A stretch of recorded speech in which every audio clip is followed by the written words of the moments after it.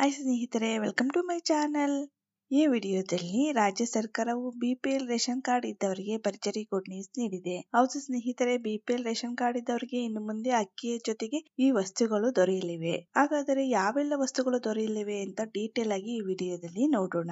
ಇನ್ನು ಇದರ ಜೊತೆಗೆ ರಾಜ್ಯ ಸರ್ಕಾರವು ಜಮೀನು ಇರುವಂತಹ ರೈತರಿಗೆ ಗುಡ್ ನ್ಯೂಸ್ ನೀಡಿದೆ. ಹೌದು ಸ್ನೇಹಿತರೆ, ನಿಮ್ಮ ಜಮೀನಿನ ಪಹಣಿಯಲ್ಲಿ ಏನಾದರೂ ಲೋಪದೋಷವನ್ನ ಸರಿಪಡಿಸಿಕೊಳ್ಳಬೇಕು ಎಂದರೆ ಸರ್ಕಾರವು ಇದಕ್ಕಾಗಿ ಅವಕಾಶವನ್ನ ಕಲ್ಪಿಸಿಕೊಡುತ್ತಿದೆ.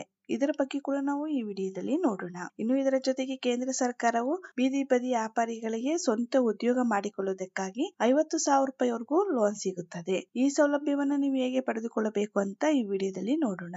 ಅದಕ್ಕೂ ಮುಂಚಿತವಾಗಿ ನೀವು ಇನ್ನೂ ನಮ್ಮ ಚಾನೆಲ್ಗೆ ಸಬ್ಸ್ಕ್ರೈಬ್ ಆಗಿಲ್ಲವೆಂದರೆ ಈಗಲೇ ಸಬ್ಸ್ಕ್ರೈಬ್ ಆಗ್ಬೋದಲ್ವಾ? ನೀವು ಇನ್ನೂ ವಿಡಿಯೋಗೆ ಲೈಕ್ ಮಾಡಿಲ್ಲವೆಂದರೆ ಈಗಲೇ ಲೈಕ್ ಮಾಡಿ ಮತ್ತು ವಿಡಿಯೋನ ಸ್ಕಿಪ್ ಮಾಡದೆ ಕೊನೆ ತನಕ ನೋಡಿ. ಕರ್ನಾಟಕ ರಾಜ್ಯದಲ್ಲಿ ರೇಷನ್ ಕಾರ್ಡ್ ಬಹಳ ಮಹತ್ವವನ್ನು ಪಡೆದುಕೊಳ್ಳುತ್ತಿದೆ. ಗ್ಯಾರಂಟಿ ಯೋಜನೆಗಳನ್ನು ಬಿಪಿಎಲ್ ಕಾರ್ಡ್ ಹೊಂದಿರುವ ಕುಟುಂಬ ಬಹಳ ಸುಲಭವಾಗಿ ಪಡೆದುಕೊಳ್ಳಲು ಸಾಧ್ಯವಾಗಿದೆ. ಸರ್ಕಾರದ ಯೋಜನೆಯ ಉಪಯೋಗ ಮಾಡಿಕೊಳ್ಳುತ್ತಿದ್ದಾರೆ ಎನ್ನಬಹುದು. ಅನರ್ಹರ ಪಡಿತರ ಚೀಟಿ ರದ್ದು. ಬಿಪಿಎಲ್ ಕಾರ್ಡ್, ಅಂತ್ಯೋದಯ ಕಾರ್ಡ್ ಮತ್ತು ಎಪಿಎಲ್ ಕಾರ್ಡ್ ಎಂದು 3 ವಿಂಗಡಣೆ ಮಾಡಲಾಗಿದೆ. ಇದರಲ್ಲಿ ಮೊದಲ 2 ಕ್ಯಾಟಗರಿಗಳನ್ನು ಬಡತನ ರೇಖೆಗಿಂತ ಕೆಳಗಿರುವವರಿಗೆ ಹಾಗೂ ಕಡುಬಡವರಿಗೆ ನ್ಯಾಯಬೆಲೆ ಅಂಗಡಿಗಳಲ್ಲಿ ಉಚಿತವಾಗಿ ಅಥವಾ ಸಬ್ಸಿಡಿ ದರದಲ್ಲಿ ವಸ್ತುಗಳನ್ನು ಖರೀದಿ ಮಾಡಲು ಸಾಧ್ಯವಿದೆ.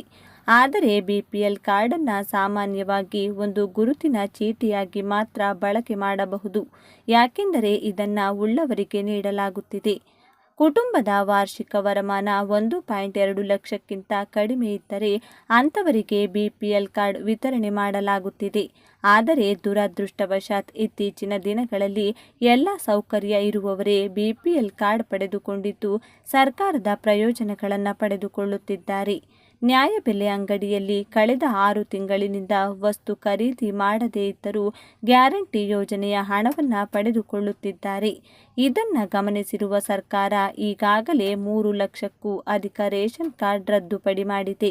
ಅಗತ್ಯ ಇರುವವರಿಗೆ ರೇಷನ್ ಕಾರ್ಡ್ ಕೊಡುವ ಸಲುವಾಗಿ ಅನಗತ್ಯವಾಗಿ ರೇಷನ್ ಕಾರ್ಡ್ ಹೊಂದಿರುವವರ ಕಾರ್ಡ್ ಕ್ಯಾನ್ಸಲ್ ಮಾಡುವುದು ಅನಿವಾರ್ಯವಾಗಿದೆ ಎಂದು ಆಹಾರ ಇಲಾಖೆಯ ಸಚಿವ ಕೆಎಚ್ ಮುನಿಯಪ್ಪ ತಿಳಿಸಿದ್ದಾರೆ. ಇನ್ಮುಂದೆ ಸಿಗುತ್ತೆ 46 ಧಾನ್ಯ ಮತ್ತು ಇತರ ವಸ್ತುಗಳು. ಬಿಪಿಎಲ್ ಕಾರ್ಡ್ ಹೊಂದಿದ್ರೆ ನ್ಯಾಯಬೆಲೆ ಅಂಗಡಿಯಲ್ಲಿ ಉಚಿತವಾಗಿ ಅಥವಾ ಸಬ್ಸಿಡಿ ದರದಲ್ಲಿ ವಸ್ತುಗಳನ್ನು ಖರೀದಿ ಮಾಡಬಹುದು.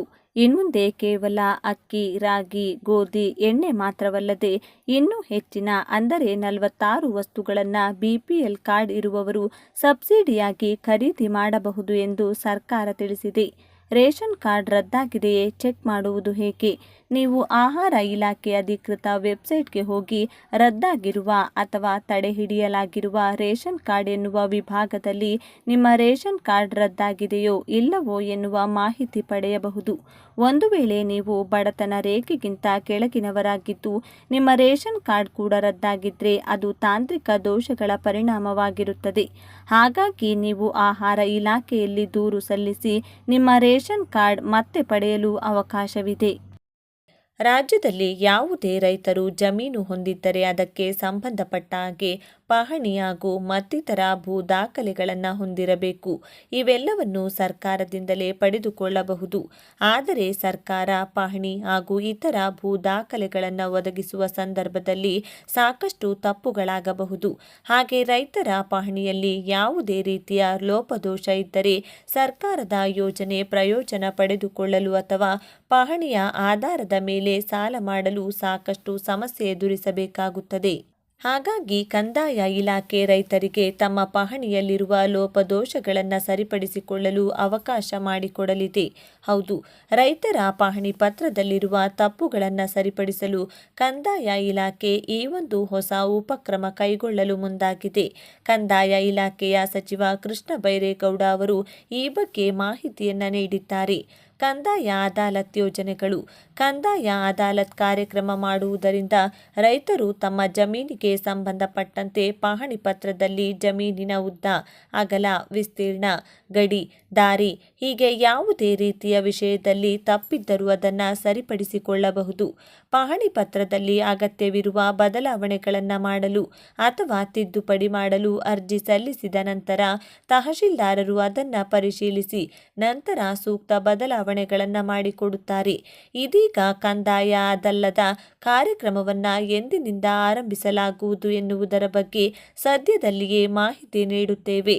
ಅದಾದ ಬಳಿಕ ರೈತರು ಅರ್ಜಿ ಸಲ್ಲಿಸಬಹುದು ಎಂದು ಕಂದಾಯ ಇಲಾಖೆಯ ಸಚಿವ ಕೃಷ್ಣ ಬೈರೇಗೌಡ ತಿಳಿಸಿದ್ದಾರೆ.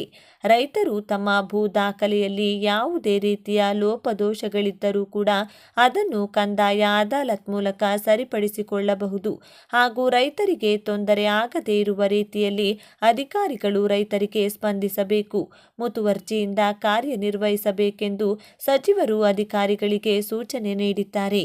ಆತ್ಮನಿರ್ಭರ ನಿಧಿ ಎನ್ನುವ ಯೋಜನೆಯನ್ನು ಬೀದಿ ವ್ಯಾಪಾರಿಗಳಿಗೆ ಸಾಲ ನೀಡುವ ಸಲುವಾಗಿ ಆರಂಭಿಸಲಾಗಿದ್ದು, ಕೇಂದ್ರ ಸರ್ಕಾರ ಈ ಮೂಲಕ ಸ್ವನಿಧಿ ಯೋಜನೆಯನ್ನು ಪರಿಚಯಿಸಿದೆ. ಇದರ ಅಡಿಯಲ್ಲಿ ಯಾವುದೇ ರೀತಿಯ ಗ್ಯಾರಂಟಿ ಪಡೆದುಕೊಳ್ಳದೆ ಸರ್ಕಾರ ವ್ಯಾಪಾರ ಮಾಡುವವರಿಗೆ ಸಾಲ ಸೌಲಭ್ಯ ಒದಗಿಸುತ್ತದೆ. ಈ ಯೋಜನೆಯ ಪ್ರಯೋಜನ ಪಡೆದುಕೊಳ್ಳುವುದು ಹೇಗೆಂದು ನೋಡೋಣ ಬನ್ನಿ. ಪ್ರಧಾನಮಂತ್ರಿ ಸ್ವನಿಧಿ ಯೋಜನೆ. ಕೋವಿಡ್-19 ಬಳಿಕ ದೇಶದಲ್ಲಿ ಬೀದಿಗಳಲ್ಲಿ ವ್ಯಾಪಾರ ಮಾಡುವವರಿಗೆ ಆರ್ಥಿಕವಾಗಿ ಸಾಕಷ್ಟು ಸಮಸ್ಯೆ ಎದುರಿಸುವಂತಾಯಿತು. ನಂತರ ನಾವು ಸುಧಾರಿಸಿಕೊಳ್ಳುವುದಕ್ಕೆ 2 ವರ್ಷಗಳ ಸಮಯವೇ ಬೇಕಾಯಿತು. ಇನ್ನು ಹೀಗೆ ಸಂಕಷ್ಟ ಅನುಭವಿಸಿದವರಲ್ಲಿ ಬೀದಿ ವ್ಯಾಪಾರಿಗಳೇ ಜಾಸ್ತಿ ಎನ್ನಬಹುದು. ಪುಟ್ಟ ಅಂಗಡಿ ಇಟ್ಟುಕೊಂಡು ಅಥವಾ ತೆಳುಗಾಡಿಯಲ್ಲಿ ತರಕಾರಿ ಹಣ್ಣು ಮಾರಾಟ ಮಾಡುವ ಬೀದಿ ಬದಿಯ ವ್ಯಾಪಾರಿಗಳು ಆರ್ಥಿಕವಾಗಿ ಸಾಕಷ್ಟು ಸಮಸ್ಯೆಯನ್ನು ಅನುಭವಿಸಿದರು. ಮತ್ತೆ ಅವರು ತಮ್ಮ ವ್ಯಾಪಾರವನ್ನು ಆರಂಭಿಸಬೇಕು ಅಂದರೆ ಅದಕ್ಕೆ ಬಂಡವಾಳ ಬೇಕು. ಈ ಬಂಡವಾಳಕ್ಕಾಗಿ ಲೋಕಲ್ ಶ್ರೀಮಂತ ವ್ಯಕ್ತಿಯ ಬಳಿ ಅತಿ ಹೆಚ್ಚು ಬಡ್ಡಿಗೆ ಸಾಲ ಪಡೆದುಕೊಳ್ಳುವಂತಾಯಿತು. ಇದನ್ನು ಗಮನಿಸಿರುವ ಸರ್ಕಾರ ಸ್ವನಿಧಿ ಯೋಜನೆಯನ್ನು ಜಾರಿಗೆ ತಂದಿದ್ದು, ಇದರ ಮೂಲಕ ವ್ಯಾಪಾರಿಗಳಿಂದ ಯಾವುದೇ ಗ್ಯಾರಂಟಿಯನ್ನು ಪಡೆದುಕೊಳ್ಳದೆ 50,000 ರೂಪಾಯಿಗಳವರೆಗೆ ಸಾಲ ಸೌಲಭ್ಯವನ್ನು ನೀಡಲಾಗುತ್ತದೆ. ಸಾಲ ಪಡೆದುಕೊಳ್ಳುವುದು ಹೇಗೆ?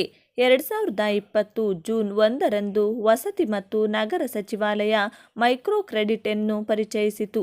ಈ ಮೂಲಕ ಕಡಿಮೆ ಮೊತ್ತದ ಹಣವನ್ನು ಯಾವುದೇ ಗ್ಯಾರಂಟಿ ಇಲ್ಲದೆ ಸರ್ಕಾರ ವ್ಯಾಪಾರಿಗಳಿಗೆ ನೀಡುತ್ತದೆ. ನಿಗದಿತ ಅವಧಿಯೊಳಗೆ ಆ ಸಾಲವನ್ನು ಮರುಪಾವತಿ ಮಾಡಿ ಮತ್ತೆ ಸಾಲ ಸೌಲಭ್ಯ ಪಡೆಯಬಹುದಾಗಿದೆ.